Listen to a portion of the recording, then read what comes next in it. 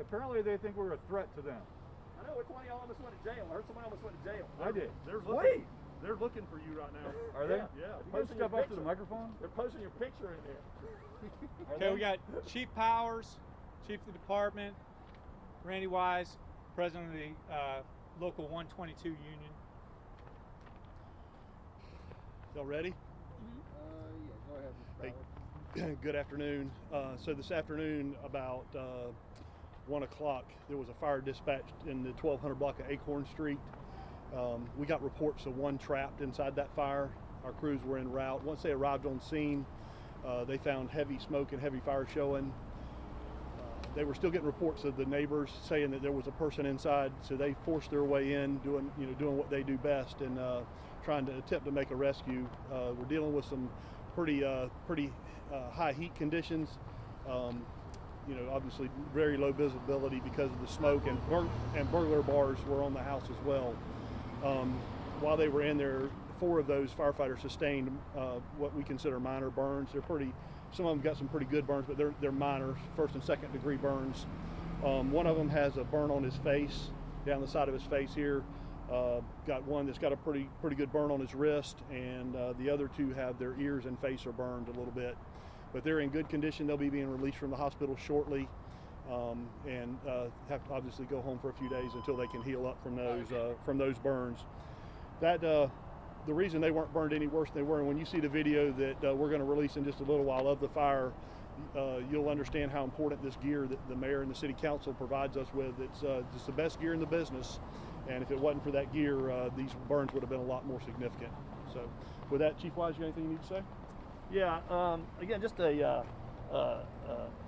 something that happens every day in this city is house fires, and these firefighters respond to them, and actually when you have a report of someone inside, they'll do anything to get to those people, and that's exactly what they did. They went into a high heat, very low visibility environment to make that rescue, and really pushed the limits of where they should be.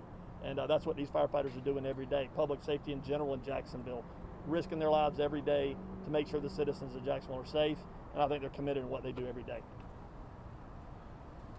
Questions? Was there some? Oh my gosh! So was there someone inside? How did the rescue go? So there was not anyone found inside. Even after the fire was over with, we were still being told that they thought there was somebody in there, but we went back in again, obviously, and after the condition improved and the visibility was better, and there was no one in there. But obviously the men and women of this department, like Chief Wise said, they do this every day. They push it beyond the limits because they're going to do whatever they can to rescue people and to save people's lives. And I tell you, we as a department, we as a city should be very proud of what these men and women do every day. Have they said anything to you? How are their spirits right now? They're actually one of them I came on the job with. We were in rookies together, and everybody's in there laughing and cutting up, and just disappointed that they got one of them was fussing that he's being sent home. I don't want to go home. I want to go back to the fire station. But that is the mindset of these men and women. On the whole department, they don't want to go home. They want to be at work, and they want to do what they do best, and that's serve the public. Do we know the time frame in which they'll be released?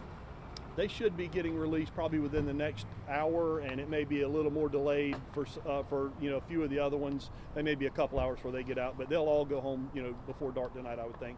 How many firefighters do you think responded to this house fire? We probably had about 28 or so on scene.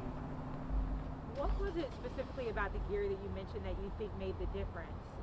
Was it anything new about their gear, or is this just something about the gear that's always been there that's protective? So this gear that we use is the absolute best in the business. There's none better, and you can there's other gear out there that can be bought that's maybe not as good as this, but like I was saying, with the mayor and the city council, just supporting public safety and spending the extra few dollars.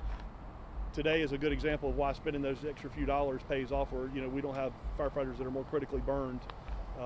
Because that gear protected them. Is that the same equipment that was used on the most recent ship fire at Blunt Island? It is the same. It's the same gear. So it's keeping you guys safe. It is keeping us safe. Thanks, Chief Powers. Yes. Anybody else? Just one last kind of housekeeping question.